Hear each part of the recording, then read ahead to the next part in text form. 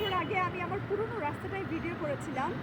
মন ভীষণ খারাপ ছিল, কারণ আমার পুরনো রাস্তাটা খুব পছন্দ ছিল, একদম আমার বাড়ির সামনের এই পথগুলো।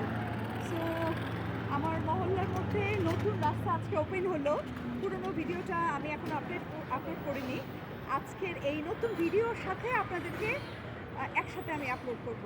সো আমি সকাল থেকে খুব ভয় পাচ্ছি, কারণ ঠিক আমার বাড়ির সামনের গেটের কাছেই বড় বড় বাস একদম মুভ করছে এইভাবে। আমার দেখেই ভয় লাগছে। কিন্তু তারপরেও সবার সুবিধা হয়েছে দেশের জনগণের। আর বিশেষ করে আমার ছাত্রীরা খুব সহজেই এসে ওরা রিহার্সাল করতে পারবে আমার এখানে। তো তার মানে 80% খুশি আর 20% মন খারাপ। কারণ আমি খুব ভয় পাই ভিতর দিন। আর এরকম গাড়ি খুব ফোর্সে আমার বাসার সামনে, নিচে দাঁড়ানো যাবে না, আমার জন্য খুব মুশকিল। তবুও কী করার আর? সবাই খুশি, নিজের খুশি।